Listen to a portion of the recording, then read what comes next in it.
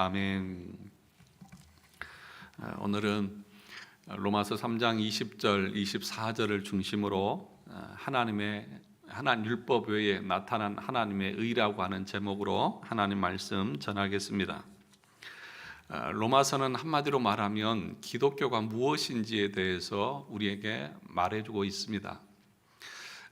다시 말하면 다른 서신들은 교회의 문제 또는 분쟁 여러 가지 것들 때문에 서신이 쓰여졌다고 하면 이 로마서는 작정을 하고 기독교가 무엇인지 우리가 믿는 믿음이 무엇인지에 대해서 알려주기 위해서 기록된 성경이라는 것입니다. 우리는 종종 당신의 종교가 무엇입니까? 그러면 저는 기독교인입니다 라고 그렇게 대답을 하죠. 그러면 여러분 정확하게 기독교가 무엇인지를 아십니까? 대부분 우리는 기독교가 정확하게 무엇을 말하고 있고 또 무엇인지에 대해서 알지 못하면서도 저는 기독교인입니다 그렇게 말하는 경우가 많습니다. 기독교가 정작 무엇인지 알려고 하면 창세기에서부터 요한계시록까지 샅샅이 뒤져서 그것들을 설명할 수 있어야 할 것입니다. 그런데 그렇게 하기가 쉽지가 않고 또 그렇게 다 읽는다고 할지라도 기독교가 이런 것입니다 라고 말하기도 쉽지 않다는 것이죠. 그런데 이 로마서를 읽어보면 창세기부터 시작해서 요한계시록까지 기독교가 무엇인지에 대해서 정확하게 설명하고 요약해서 보여주고 있는 내용이 이 로마서라고 하는 것을 말하고 있다는 것입니다. 그래서 오늘 우리가 읽은 본문의 말씀은 아주 중요한 말씀입니다. 기독교가 무엇인지를 정확하게 이제 20절에서부터 마지막 31절까지를 살펴보면 우리가 믿는 기독교가 이런 것이구나 라고 하는 것을 알게 될 것입니다. 오늘 우리가 하나님의 의라고 그렇게 얘기를 했는데 이 로마서 1장 17절에 보면 이렇게 말했습니다. 복음에는 하나님의 의가 나타나서 믿음으로 말미암아 믿음에 이르게 하나니 기록된 바 오직 의인은 믿음으로 말미암아 살리람과 같으니라. 아주 중요한 구절이죠. 여기에 하나님의 의가 나옵니다. 그러니까 1장 17절의 말씀은 하나님의 의가 무엇인지에 대한 서론이라고 말한다고 하면 이제 우리가 읽었던 3장 20절부터 마지막 31절까지의 내용은 1장 17절을 설명하고 있는 내용이라고 말할 수 있는 것이죠. 그러니까 하나님의 의가 참 중요한데 그 의가 무엇인지를 알아야 기독교가 무엇인지를 알 수 있는데 그것을 지금 20절에서부터 설명을 하고 있다는 것입니다. 오늘 21절을 다시 한번 보시면 이렇게 말합니다. 이제는 율법 외에 하나님의 한 의가 나타났으니 그렇게 말합니다. 이제는 율법 외에 하나님의 한 의가 나타났다 그렇게 말합니다. 여기서는 이제는 그렇게 시작하고 있지만 원래는 우리말 성경에는 없지만 그 앞에 그러나라고 하는 말이 있습니다. 그러나 이제는 하나님의 한 의가 나타났다. 율법 외에 한 의가 나타났다는 것입니다. 다시 말하면 그러나라고 하는 말은 이제는이라고 하는 그 말은 율법 외에 한 의가 나타났다고 하는 그 말의 의미는 지금까지 말했던 그 모든 것은 하나님 앞에 의로 인정을 받을 수 없다. 하나님의 심판 앞에 견딜 수 없고 설 수 없다는 것이죠. 그러니까 하나님 앞에 의롭다함을 받을 수 없으니까 하나님 앞에 의롭다함을 받을 수 있는 하나님의 한 의를 이제부터 설명을 하겠다는 것입니다. 그러니까 여러분 1장에서부터 2장, 3장에 이르기까지 계속해서 강조했던 내용이 무엇입니까? 인간의 죄입니다. 인간의 타락입니다. 그래서 1장에서는 누구의 죄를 말했습니까? 고개를 드시고 눈을 뜨시고 저를 보시면 더 설교가 이해가 빨리 될 겁니다. 1장에서는 누구의 죄를 얘기했습니까? 이방인들의 죄를 얘기했지 않습니까? 이방인들은 우리는 율법에 대해서 들은 적도 없고 하나님에 대해서 배운 적도 없는데 그런 하나님을 우리가 어떻게 할 수 있습니까? 라고 변명한다는 거죠. 그때 하나님 뭐라고 말하는 것입니까? 아니야. 이방인들에게도 하나님께서는 일반 계시를 통해서 하나님을 알 만한 것을 주셨는데 그것이 뭐냐? 우리 인간의 양심과 자연 만물이다. 그렇게 말하는 것입니다. 그 두 가지를 통해서 모든 인간은 신이 존재하고 하나님이 존재하고 있다는 사실을 알 수 있다는 것이죠. 그래서 여러분, 이방인들도 우상을 섬깁니까? 안 섬깁니까? 섬기잖아요. 피조물을, 하나님이 만드신 피조물을 오히려 그것이 신인 것처럼 우상처럼 섬기잖아요. 그러니까 너희들이 우상을 섬기는 거 보면 신이 존재하고 있다는 사실들을 알고 있다는 것을 증거하고 있다. 만약에 신에 대한 존재의식이 없다고 하면 너희들이 우상을 만들 수도 없고 만들 필요도 없지 않느냐.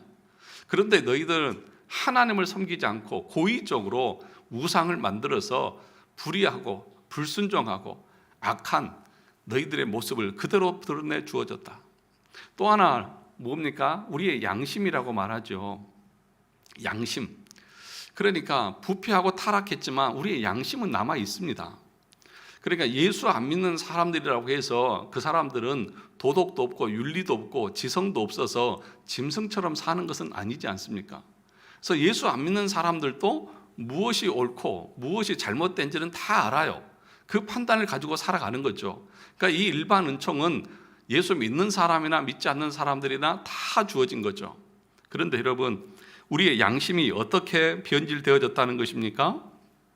우리의 양심이 부패해서 그것이 잘못인지 알아요. 그것이 옳지 않은 걸 알아요. 그러면서도 그것을 합니다. 그래서 뭐라고 말했냐면 하나님의 심판대 앞에서 우리의 양심은 천명의 증인과 같다, 그렇게 말했습니다. 그러니까 우리의 양심이 하나님 앞에서 우리 자신의 죄에 대해서 증거하는 거예요. 사람들은 몰라요. 그죠?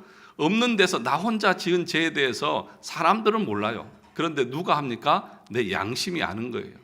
그래서 그 양심이 하나님의 심판대 앞에서 너 그때 이런 거 있고 저런 거 있고 다 했지 않느냐? 라고 다 고자질을 해서 그들은 심판을 받을 수 있게 된다는 것입니다. 그러면 일반인들, 그러니까 자연인들뿐만 아니라 그러면 이 장에 와서는 누구에 대해서 얘기를 하고 있습니까? 유대인들에 대해서 얘기를 하고 있다는 것입니다.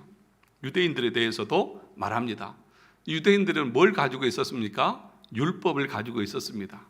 그런데 그 율법을 가지고 그 율법대로 사는 것이 아니라 오히려 위선적인 삶을 살았죠. 율법을 알고 있고 또 율법을 가르치면서도 자기는 그렇게 살지 않고 다른 사람들이 그렇게 살지 않는 것에 대해서 정죄하고 심판하는 그런 삶을 살았다는 것입니다. 그런데 많은 사람들은 뭐라고 말하냐 하면, 목사님, 그렇게 사람들이 타락했고 부패했고 하나님 심판받는다고 말하는데, 그런데 세상에 보면 정말 법 없이도 살 사람들이 있지 않습니까? 도덕적으로 윤리적으로 정말 깨끗하게 살고 다른 사람들을 위해서 기부도 하고 헌신도 하고 심지어는 자기 목숨까지 내바치는 그런 사람들도 있지 않습니까? 그런 사람들까지 어떻게 하나님의 심판을 받는다, 그렇게 말하는 것은 좀 부당하지 않습니까? 그렇게 말하는 사람들도 있습니다. 그럴 때에 청교도들은 어떤 예를 들어서 설명을 하냐 하면, 예를 들면 여러분, 바다 위에 해적선이 있다고 생각합시다. 그 해적선 배 안에는 많은 해적들이 있습니다. 그런데 그 해적 중에는 조금 착해서 다른 해적들을 섬기기도 하고 다른 해적들을 돌봐주기도 하고 다른 해적에게 자기의 모든 돈을 다 기부하기도 하고 심지어는 다른 해적을 위해서 자기 목숨을 대신 내어주는 사람이 있다고 합시다. 그 사람을 우리는 뭐라고 부릅니까? 여전히 그 사람은 그 배에 있는 한 해적에 불과한 것입니다 라고 말하고 있다는 거죠. 예를 들면, 다른 예를 들면 이렇게 생각해 볼 수 있습니다. 어떤 사람이 살인죄를 졌습니다. 엄청난 많은 죄를 지었습니다. 그런데 그 죄에 대해서 그 부모는 뭐라고 말하죠? 내 자식은 그럴 자식이 아니라고. 내 아들은 지금까지 자기가 번 돈을 다 부모를 위해서 쓰고 동생들을 위해서 쓰고, 그리고 내 남편은 나에게 얼마나 자상한 남편인 줄 압니까? 또 자녀들에게는 얼마나 잘하는 아버지인 줄 아십니까? 저런 사람이 어떻게 죄인이라고 말할 수 있습니까? 라고 말해도 법에서는 뭐라고 말합니까? 당신은 살인자. 그 아내에게 잘하고 부모에게 잘하고 자녀에게 잘한 것이 그 사람의 살인죄를 면해 줄 수 없는 것 아니겠습니까? 모든 인류가 다 마찬가지라는 것입니다. 우리가 조금 도덕적으로 살고 조금 선하게 살고 하는 것은 해적선 안에서 해적들에게 조금 잘해주는 것 그 이상도 그 이하도 아니다. 그러므로 우리 인간의 어떤 공로로도 하나님 앞에 의로울 수 없다. 그 얘기를 지금 바울은 로마서 1장과 2장에 걸쳐서 계속해서 말하면서 3장에 와서는 뭐라고 말합니까? 그래서 이방인과 유대인이라고 하는 말은 단순히 이방인 또는 유대인 이 두 종족만을 말하는 것이 아니라 모든 인류를 말하는 것입니다. 모든 인류가 다 하나님의 진노 아래 있다, 심판 아래 있다, 그렇게 말하는 것입니다. 그런데 자꾸 우리 인간은, 성경은 분명하게 우리 인간이 아담의 타락 이후에 모두 다 부패하고 타락해서 하나님의 심판과 진노 아래 있다고 말하는데, 계속해서 앞에서 말씀드렸던 것처럼 그래도 조금 선한 것이 있지 않습니까? 그래도 조금 도덕적으로 또 희생하면서 사는 그런 사람들이 있지 않습니까? 라고 말하면서 자신들의 선행과 공로와 의로움을 주장하려고 하는데, 성경은 그것 자체가 악이다, 그렇게 말하는 거예요. 그것 자체가 악이다. 그렇게 자기의 의를 주장하고 자기의 선행과 공로를 주장하는 사람들은 망할 것이다, 그렇게 말하고 있다는 것입니다. 그래서 여러분, 다른 모든 종교는 자기 스스로 도를 닦고 자기 스스로 선한 일을 하고 자기 스스로 착한 사람이 되고, 그래서 어떤 도에 이르고 덕을 얻고 구원에 이른다고 가르칩니다. 그런데 우리 기독교는 뭐라고 말합니까? 아니야, 너희 안에서는 어떤 선도 없고 어떤 의도 없고 어떤 공로도 없어. 만약에 너희들이 그런 것을 가지고 하나님 앞에 나아간다고 하면 너희들은 망할 수밖에 없어. 완전히 다른 것을 가르치는 거죠. 그러나 기독교가 무엇인지를 여러분들이 알아야 우리가 참된 믿음의 길을 갈 수 있다는 것입니다. 그래서 이것을 인정하고 알고 시작하는 것이 기독교의 시작인 것입니다. 그래서 제일 중요한 게 뭐예요? 하나님 앞에 내가 내세울 만한 것이 있다 없다? 있다 없다? 크게 한번 해보세요. 있다 없다? 없다고요. 하나는 그래도 있다 없다?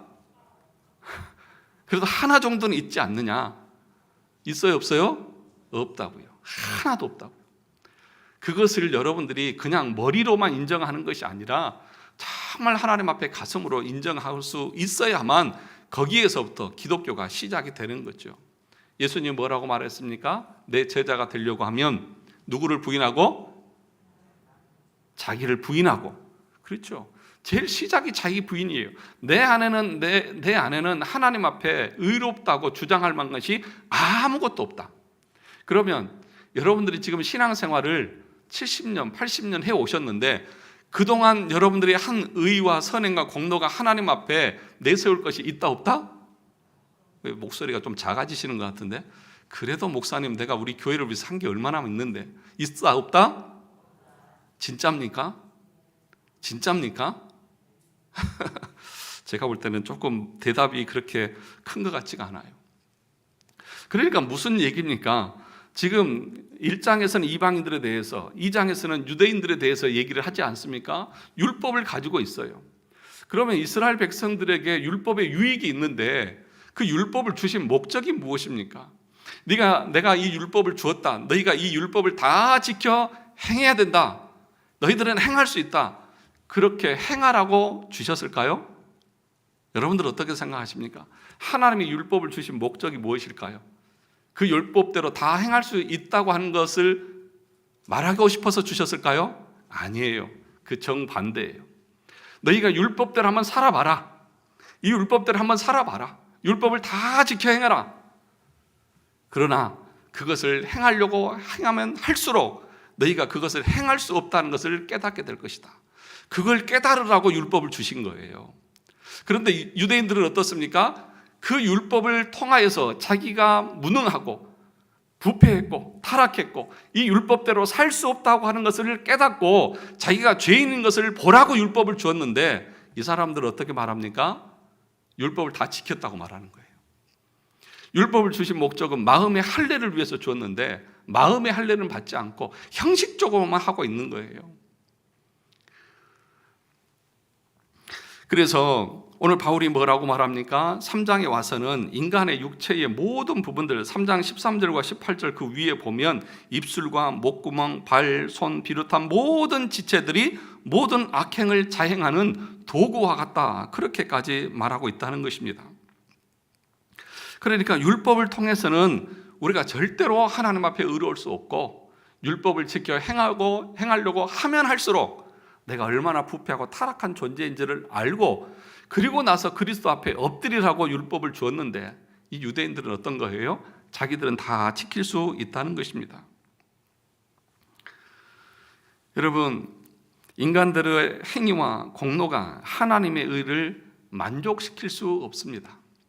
만약에 우리의 공로와 행위가, 의가 하나님의 의를 만족시킬 수 있었다고 하면 왜 율법 외에 하나님의 한 의를 준비하셨을까요? 율법으로 우리가 의롭게 되지 못하니까, 그것으로 하나님의 진노와 심판을 견디지 못하니까 하나님께서, 하나님이 자신이 친히 인간들이 의롭게 될 수 있는 하나님의 의를 준비하셨다는 것 아니냐는 것입니다. 그런데도 여전히 인간은 그것을 알지 못하고 계속해서 자기의 의를 주장합니다. 자기의 선행을 주장합니다. 자기의 공로를 주장합니다. 그러면서 늘 자기가 뭘 했는지를 자랑하는 거예요. 요한일서 2장 16절에 보면 이렇게 말합니다. 이는 세상에 있는 모든 것이 육신의 정욕과 안목의 정욕과 이생의 자랑이니 다 아버지께로부터 온 것이 아니요 세상으로부터 온 것이라. 우리는 늘 자랑하고 주장하죠. 그런데 그것이 아버지께로부터 온 것이다, 세상으로 온 것이다, 세상에서부터 온 것이다, 사단에게서부터 온 것이라는 것입니다. 그래서 요한 사도는 그 앞에서 이렇게 말합니다. 이 세상에 있는 것들을 사랑하지 말라. 누구든지 세상을 사랑하는 자는 하나님의 사랑이 그 안에 있지 아니하다, 그렇게 말하고 있다는 것이죠. 여러분들이 말하고 주장하는 그 모든 것들 어떠십니까? 정말 하나님을 사랑하는 그 마음에서 나오는 것입니까? 아니면 세상을 사랑하는 모습으로 나오는 것입니까? 그러니까 우리가 살아가는 이 모습을 보면 늘 우리 마음은 세상을 더 사랑해요. 눈에 보기 좋은 것, 육신에 좋은 것, 또는 자랑하는 그 모든 것들이 우리 안에서 계속 나오는데, 그것은 하나님을 기쁘시게 할 것들이 아니라는 것입니다. 로마서 3장 10절에서 뭐라고 말했습니까? 기록된 바 의인은 없나니 하나도 있어요, 없어요? 하나도 없으며 깨닫는 자도 없고 하나님을 찾는 자도 없고 다 치우쳐 무익하게 되고 선을 행하는 자는 하나 없나니 하나도 없다. 이 없다고, 하나도 없다고 하는 것을 몇 번씩이나 반복하는지 여러분 보시기 바랍니다. 의인은 하나도 없습니다. 그리고 모든 사람들은 다 죄로 치우쳐 있습니다. 그래서 치우쳐 있기 때문에 우리가 행하는 모든 것은 죄라고, 악이라고 말하는 것입니다. 그래서 여러분, 여기에 율법 외에 하나님의 한 의가 나타났다. 율법 외에. 여러분, 이 말을 들었을 때에 유대인들이 받았을 충격에 대해서 한번 생각을 해 보십시오. 우리는 유대인이 아니니까 그 말이 대단한 것일까라고 말하지만, 이 유대인들은 자기들이 율법을 통해서 구원을 받을 수 있다고 생각을 하고 있었습니다. 그래서 철저하게 율법을 지켰습니다. 그래서 뭐라고 말합니까? 사도 바울도 빌립보서 3장 6절에 보면 율법의 의로는 흠이 없었다, 그렇게 말합니다. 또 마태복음 19장에 보면 한 젊은 부자가 찾아와서 선생이요, 내가 어떻게 하면 영생을 얻을 수 있습니까? 라고 묻자 내가 계명을 지켜라. 그러니까 부모를 성정하고 계명을 얘기하니까 이 사람이 뭐라고 말합니까? 그것은 제가 어릴 적부터 다 지켜왔습니까? 맞습니다. 더 이상 무엇이 필요합니까? 여러분, 이렇게 철저하게 율법을 지켜왔던 거예요. 그런데 그 사람들을 향해서 너희들 하나님 앞에 설 수 없어. 그러니까 내 인생 전체를 걸어서 그렇게 살아왔는데 마지막 때에 그거 필요 없어 라고 말했을 때 그 충격이 얼마나 크겠습니까? 그러니까 유대인들은 자기의 의, 자기의 공로, 자기들이 율법을 따라서 사는 것 때문에 구원을 받을 수 있다고 생각했는데, 그것 안 돼. 그것 외에 너희에게 하나님이 준비하신 의가 너희에게 있느냐? 네 손에 있어? 그건 내놔봐 라고 말했을 때에 그 사람들이 얼마나 큰 충격을 받았을까요? 그러니까 여러분, 유대인들만 그런 것이 아니라요, 오늘날 예수 믿는 우리들도 그렇다는 거예요. 우리들도 예수 믿으면서 우리가 행한 것에 대해서, 또 내가 열심히 봉사하고 충성하고 헌신한 거, 그 공로 가지고 하나님의 심판대 앞에 서려고 한다는 거예요. 그래서 자기 공로를 주장합니다. 그런데 하나님 뭐라고 말합니까? 그거 말고 네가 평생토록 섬겼고 애쓰고 수고했던 그거 말고, 네 자랑 말고, 네 의 말고, 네 공로 말고, 내가 준비해서 준 그 의, 그리스도의 의, 그거 내놔. 그거 없으면 너 탈락이야. 그러니까 여러분, 우리가 예수 그리스도를 믿는다고 하는, 기독교가 예수 그리스도를 믿는다고 하는 그 의미가 뭐예요? 우리 공로를 가지고 하나님 앞에 가는 것이 아니라 그거 소용없다는 거예요. 그거 필요 없다. 그거 외에 하나님께서 준비하신 그 하나님의 의를 알고 그것을 믿고 받아들이고 그것이 너희 손에 있고 네 마음 가운데에 자리 잡고 있느냐를 묻고 있다는 것입니다. 내가 바라보고 의지해야 할 것은 나의 행위나 공로나 나의 도덕적 순전함이 아니라는 것입니다. 인간들 안에서 말하는 의 말고, 율법의 행위로 자랑하는 그 의 말고 하나님께서 준비하신 의를 내놓으라는 것입니다. 아담 안에서 타락한 이후부터 율법은 우리의 의가 절대로 될 수 없습니다. 율법의 용도가 무엇이라고 했습니까? 죄를 뭐하게 하는 거? 깨닫게 하는 것이라고요. 율법은 죄를 깨닫게 하는 것입니다. 율법으로 의롭게 되어지는 것이 아니라 그 율법을 공부하면 공부하고 들으면 들을수록 우리가 아는 것은, 깨달아지는 건 뭐냐? 아, 내가 하나님 앞에 도저히 설 수 없는 죄인이구나. 내가 이 율법대로 다 지킬 수 없는 죄인이구나. 여러분, 율법은 다 지키다가 하나만 어겨도 율법을 다 어긴 것입니까? 그것만 어긴 것입니까? 다 어긴 것이잖아요. 그러면 여러분들이 율법에 하나도 어기지 않고 이 세상에서 다 지킬 수 있겠습니까? 없잖아요. 누가 그렇게 당당하게 하나님 저는 율법을 다 지켰습니다 라고 말할 수 있는 사람이 누가 있느냐는 것입니다. 그래서 하나님께서 뭐라고 말합니까? 율법 외에 하나님의 한 의가 나타났다, 그렇게 말하는 것입니다.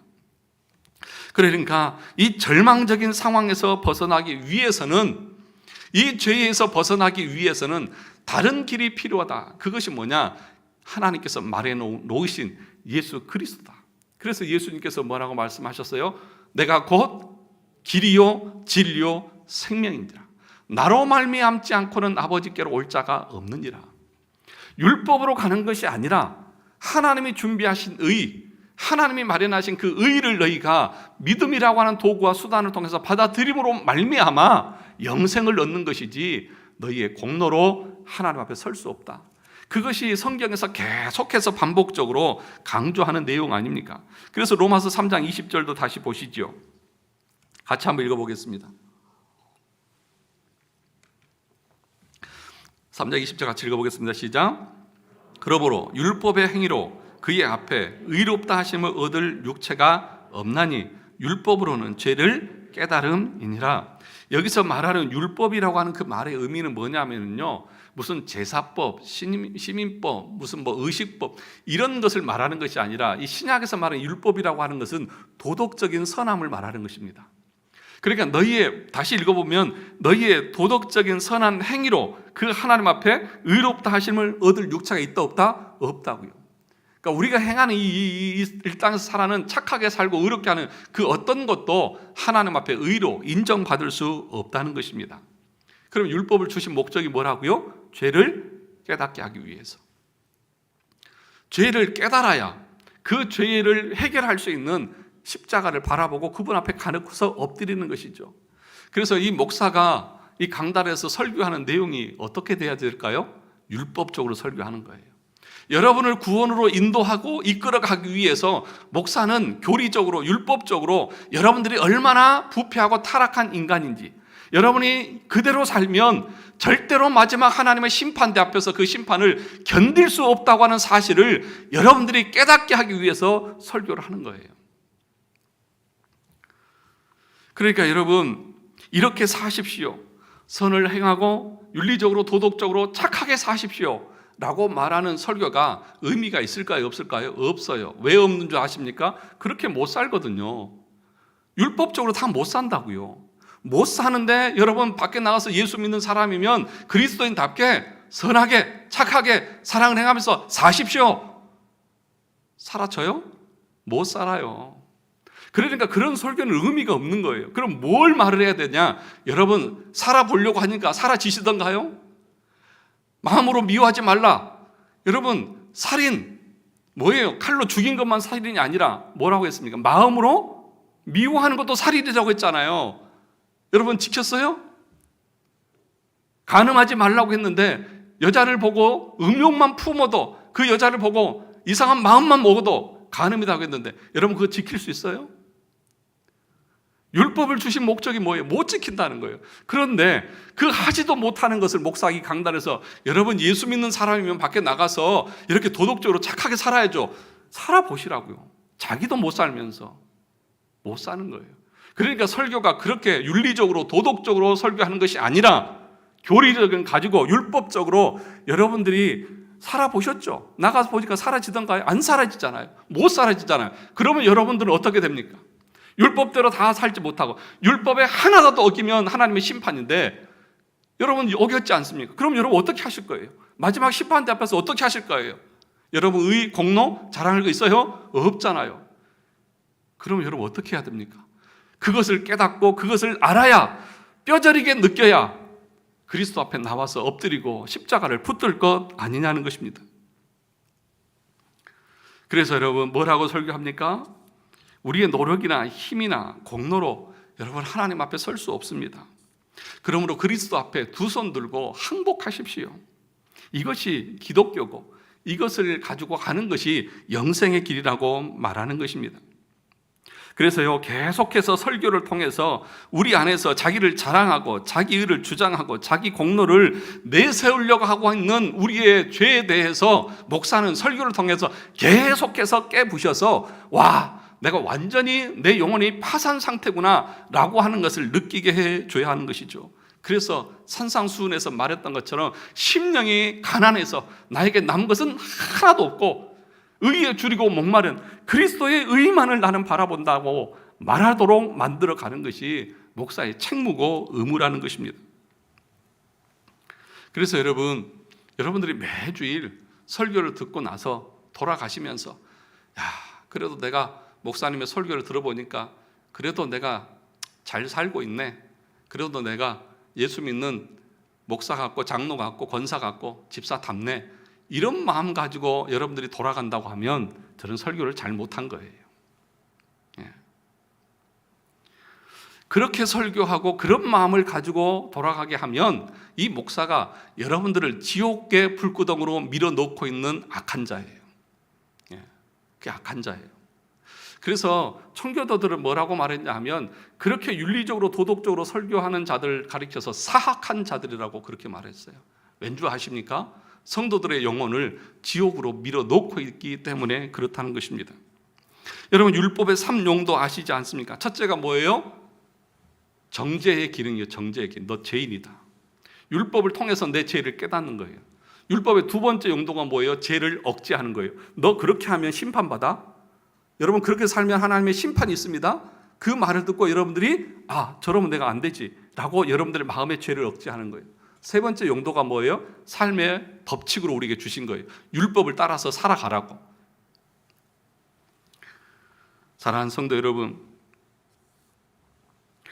그래서 여러분들 하나님의 말씀을 들을 때에 설교를 들을 때에 단순히 내 귀를 즐겁게 하고 내 마음에 위로를 주고 나에게 어떤 비전을 주고 소망을 주고 그런 설교는요 전혀 여러분들에게 유익하지 않아요.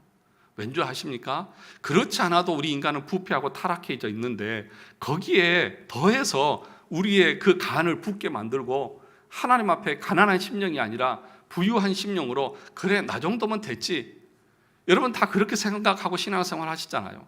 그러니까 여전히 신앙생활이 하나님에 더 가까이 나가지 않고 똑같잖아요. 오히려 해가 지날수록 더 나태하고 게을러지잖아요. 왜 그래요? 왜 그렇게 게을러지고 나태해지죠? 이 정도면 됐거든요. 이 정도면 됐거든요. 이 정도면 충분하다고 생각하거든요. 그런데 그것이 죄고 악이다고 말씀하고 있다는 것입니다.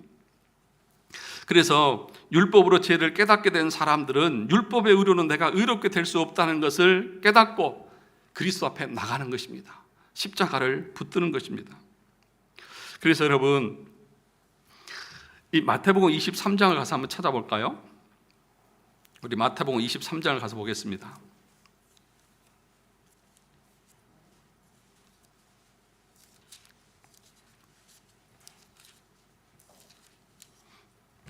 (13절)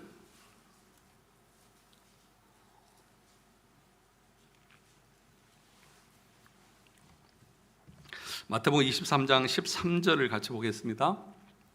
다 찾으셨으면 같이 한번 읽어보겠습니다. 마태복음 23장 13절입니다.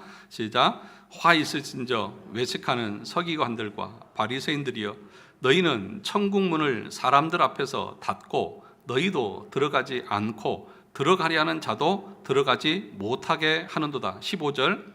화 있을진저 외식하는 서기관들과 바리새인들이여, 너희는 교인 한 사람을 얻기 위하여 바다와 육지를 두루 다니다가 생기면 너희보다 배나 더 지옥 자식이 되게 하는도다.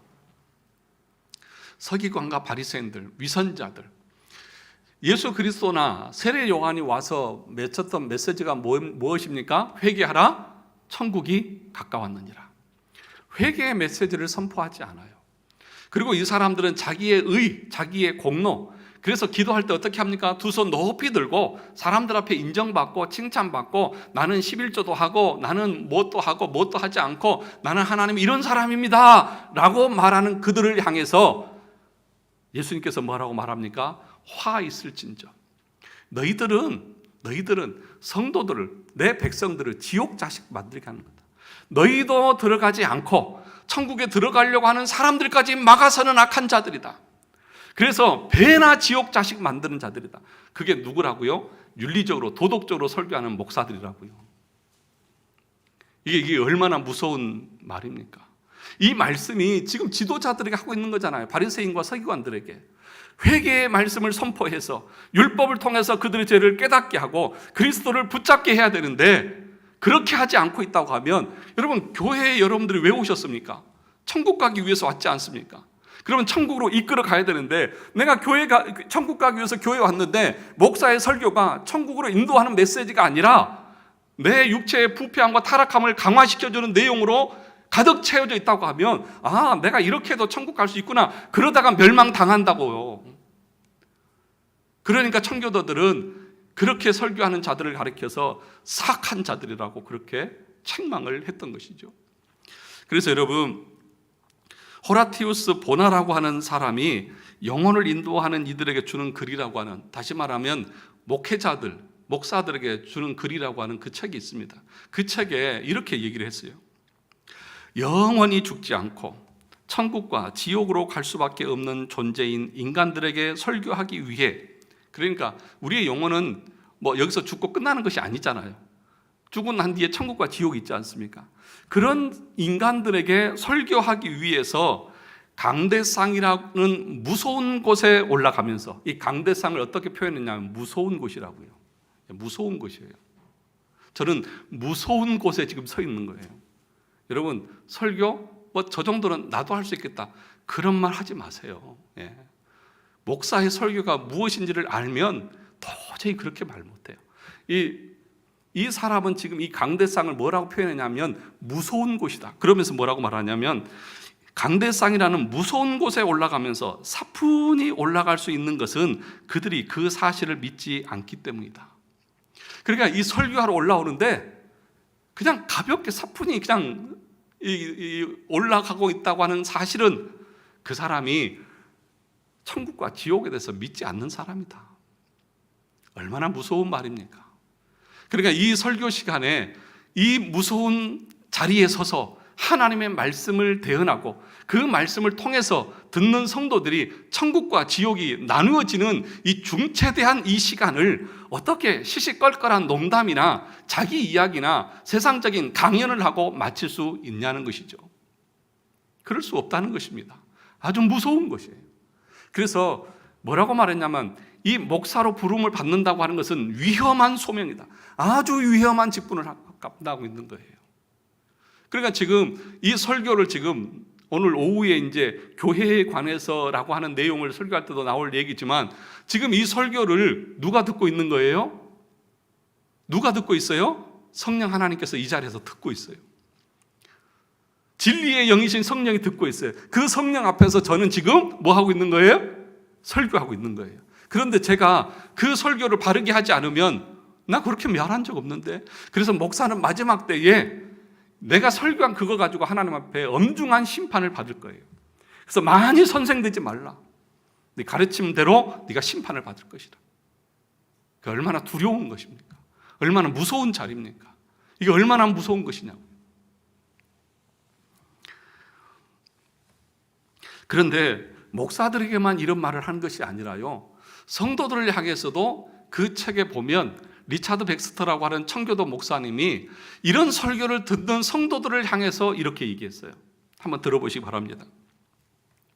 저는 사람들이 이처럼 중대한 일들에 대한 설교를 듣고도 어떻게 큰 소리로 부르짖지 않고 그렇게 가만히 있을 수 있는지 사실 좀 의아합니다.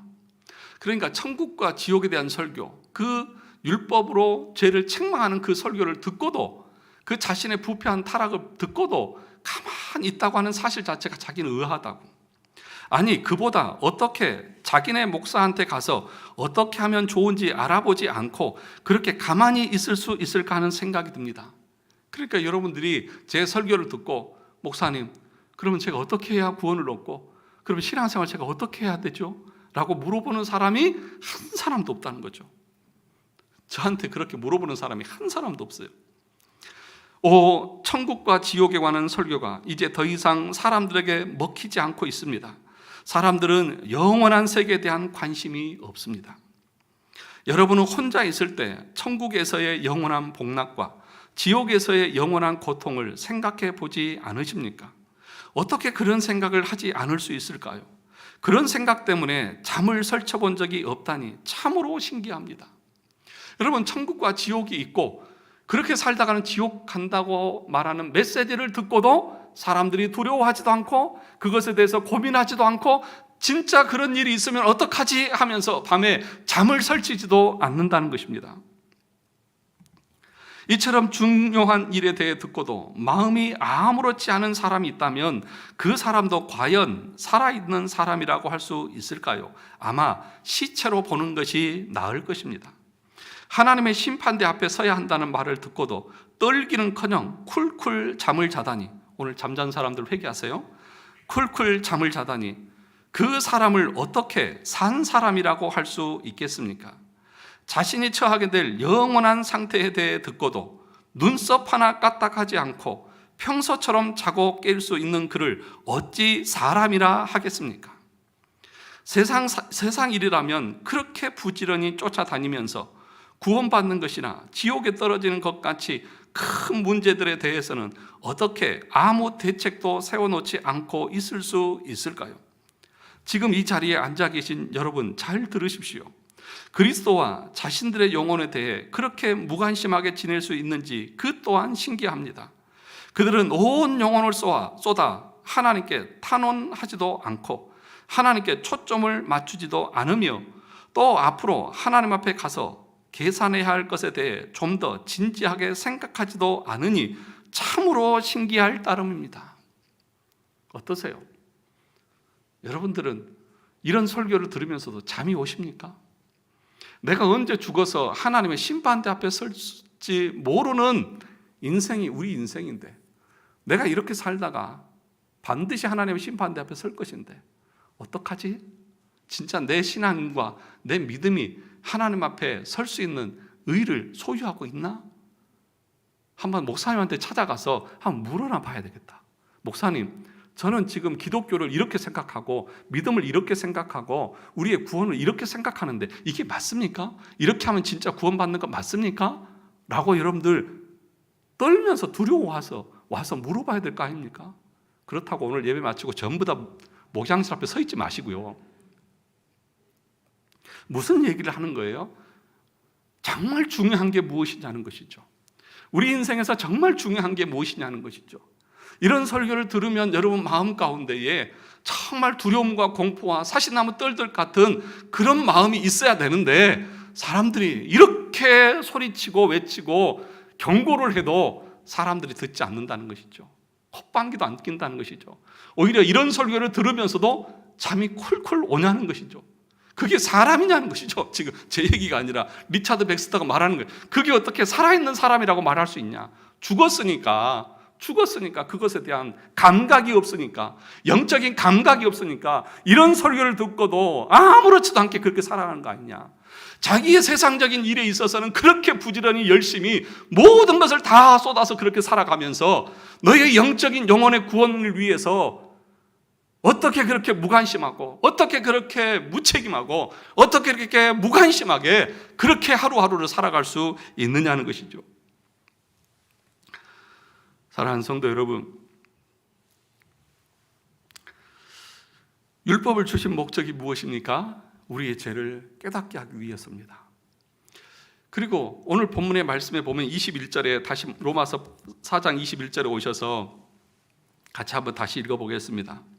오늘 이것만 잠깐 하고 마치고 다음 주에 이어서 하겠습니다. 21절 같이 보실래요? 시작. 이제는 율법 외에 하나님의 한 의가 나타났으니 율법과 선지자들에게 증거를 받은 것이라. 그런데 여기 보세요. 하나님의 의, 율법 외에 하나님의 의다고 말하면서 또 뭐라고 말합니까? 율법과 선지자들에게 뭘 받았다? 증거를 받은 것이다. 그렇게 얘기를 하고 있습니다. 다시 말하면, 한마디로 말하면 구약의 모든 선지자들과 성경에서 말하는 그 모든 내용들이 뭐냐? 이 하나님의 의에 대해서 말하고 있다는 것이죠. 그러니까 구약 성경과 신약의 율법은, 신약의 복음은 서로 단절되는 것이 아니라 서로 아주 복잡한 관계를 가지고 있다는 것이에요. 그러니까 구약은 율법, 신약은 복음, 이건 완전히 잘못된 것이고요. 그렇게 생각하면 큰일 나는 거예요. 그러니까 뭐예요? 구약의 백성들도 구원을 받을 때에 율법을 지켜 행함으로 구원을 받았어요? 아니면 그리스도를 믿음으로 구원을 받았어요? 그리스도를 믿음으로 구원을 받은 거죠. 직접 보지를 못했지만 이 말씀을 통해서 그리스도가 이루실 그 의를 바라봄으로. 그래서 여러분, 창세기 15장에 아브라함이 하나님을 믿으니 그것을 의로 여겨주셨고, 그리고 17장에 와서 할례를 받음으로 그 의를 인쳐준 거예요. 그러니까 할례 행위를 통해서 구원을 받은 것이 아니라 믿음을 통해서 구원을 받았다는 것입니다. 그러니까 이 율법과 복음이 같이 협력하고 조화하는 거예요. 율법은 죄를 깨닫게 하고, 그래서 복음으로 와서 예수 그리스도를 믿게 하는 거예요. 이 두 가지가 다른 것이 아니라 같다는 거예요. 그래서 여러분, 시편 1편에 보면 뭐라고 말합니까? 복 있는 사람은 주야로 그 율법을 주야로 뭐 하는 자로다? 묵상하는 자로다. 그런데 여러분 2절에 보면 메시아 시편이 나오는데 2절에 보면 뭐라고 말하냐면 여호와를 의지하는 자는 복이 있다, 그렇게 말해요. 그게 무슨 말인 줄 압니까? 주야로 율법을 묵상을 하는데 그 율법대로 살 수 있어요, 없어요? 못 사니까 다시 2편에서는 뭐라고 말하냐면 그러니까 여호와를 의지해라, 그렇게 말하는 거예요.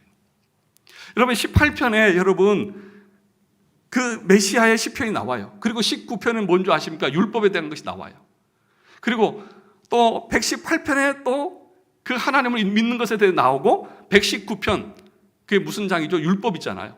176절로 되어 있는 가장 긴 율법에 대한 것이잖아요. 율법이 나와요. 이 두 가지가 같이 나오는 거예요.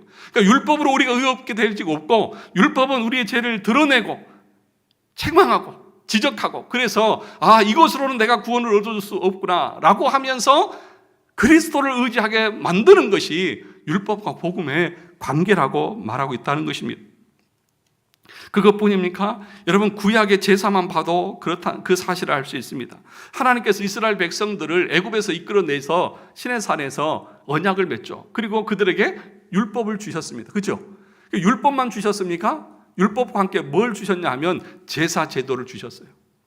왜 제사 제도를 주신 줄 아십니까? 잘 보세요. 이스라엘 백성들이 율법을 주었을 때 뭐라고 말하냐면 내가 이 율법대로 다 해가겠습니다 했습니다. 근데 이스라엘 백성들이 율법을 지켰나요? 다 행했나요? 아니요. 그러니까 여러분 구약의 초면에 보면 출애굽기나 레위기나 이런 신명기 이런 데 보면 제사가 있잖아요. 번제를 왜 드려요? 자기의 죄의 제물을 가져와서 드리잖아요. 그러니까 너희들이 율법을 다 행할 수 없다. 그래서 하나님께서 그 죄에 대한 해결책도 주셨어요. 그게 뭐예요? 제사 제도라는 거예요. 그러면 그 제사가 누구를 예표하는 거예요? 그리스도를 예표하는 거잖아요. 그 5대 제사가 그리스도의 제사를 예표하는 거잖아요. 그러니까 구약의 모든 내용만 살펴봐도 율법과 제사는 율법을 다 행할 수 없으니까 제사 제도를 통해서, 희생 제사를 통해서 너희의 죄를 용서해 주겠다는 거예요. 그것이 구약의 역사예요. 그러니까 여러분들이 구약 성경을 보면서, 율법을 보면서 뭘 알아야 되는 것입니까? 인간이 얼마나 부패하고 타락했는지를 보는 거예요. 우리 인간은 율법을 지킬 수 없고 하나님 앞에 선을 행할 수 없고 의롭게 될 수 없다고 하는 것을 이스라엘 백성들이 광야 생활하면서 늘 불평하고 부패하고 타락하고, 이스라엘의 왕들이 계속해서 하나님을 배반하고, 그래서 이스라엘 백성들이 포로로 잡혀가서 멸망을 당하고, 그리고 돌아왔음에도 불구하고 늘 여전히 부패하고, 계속해서 인간의 부패와 타락을 말하는 거예요. 그게 구약의 역사예요. 그러면 여러분, 구약 성경을 읽으면서 여러분들이 뭘 봐야 되죠? 우리 인간이 이렇게 부패하고 타락한 존재구나. 내가 하나님 앞에 자랑할 것이 아무것도 없구나. 그런데 여러분, 구약 성경을 보면서 이렇게 묵상하시잖아요. 큐티하면서. 이 왕은 이런 범죄를 잘못해서 악을 범했습니다. 그러니까 우리는 어떻게 합니까? 나는 그러지 말아야지. 여러분 그렇게 묵상하시잖아요. 큐티의 맹점이 그거라고요. 그러니까 누구는 이렇게 하나님의 말씀 믿지 않고 또 하나님을 거역하고, 그래서 이렇게 부패하고 타락해서 하나님 앞에 범죄했습니다. 그러므로 여러분, 우리는 그렇게 하지 맙시다. 이렇게 묵상하잖아요. 그래서 나는 오늘 이렇게 살아야 되겠다. 하나님 앞에 작업 지시 받는 것처럼 나는 이렇게 살아야 되겠다. 그러니 여러분, 그렇게 성경을 보면 성경을 제대로 보는 것입니까? 아니, 그 내용은 네가 그렇게 살 수 없다는 것을 말하는데, 우리는 큐티를 하면서 나는 이렇게 살아야지 그렇게 말하고 있으니 이게 얼마나 성경을 거꾸로 읽는 거냐고요. 그러니까 여러분들이 구약 성경을 읽으면서 그 안에서 예수 그리스도를 발견하고, 내 죄를 보고 그리스도를 발견하고, 그러니까 율법을 지키지 못하는 이스라엘 백성들 보면서 나도 그렇지. 그러면 이스라엘 백성들이 제사를 통해서 그들의 죄를 용서받았다고 하면 내가 예수 그리스도 앞에 가야만, 그분의 의를 믿어야만 구원을 얻을 수 있구나. 이 사실을 깨달으라고 성경을 주신 거잖아요. 그런데 엉뚱하게 그 성경을 가지고 나도 이렇게 살아야지, 여러분도 이렇게 사십시오 라고 말하는 것은 천국 가야 될 영혼들을 지옥의 문 앞에서 가로막고 지옥 백성 만드는 거 다르지 않다는 것입니다. 그러므로 사랑하는 성도 여러분, 저와 여러분들이 오늘 이 말씀을 들으면서 알아야 될 것이 무엇입니까? 철저하게 우리가 기억해야 될 것이 무엇입니까? 내가 하나님 앞에 자랑할 것 있다 없다? 하나도 없다. 아무것도 없다. 그러므로 하나님 앞에 겸손하시고, 사람들 앞에 겸손하시고, 그리고 내가 왜 이렇게 부패하고 타락했는지 자신의 인생의 삶에 대해서 한탄하면서 회개하고 눈물로 하나님 앞에 더 말씀대로 살아가도록 힘은 써야죠. 그러니까 어차피 못 지키는데 그냥 이대로 살지, 이거는 거듭난 영혼이 아닌 거죠. 못 지키지만 그럼에도 불구하고 계속해서 그리스도의 형상을 나타내기 위해서 믿음의 삶의 길을 걸어가야 하는 것이죠. 이런 삶의 길을 갈 수 있기를 주님의 이름으로 축원합니다. 다음 주에는 그러면 우리가 어떻게 하나님 앞에 의로워질 수 있는지, 그 일을 어떻게 우리 것으로 소유할 수 있는지에 대해서 말씀을 전하도록 하겠습니다. 기도하겠습니다.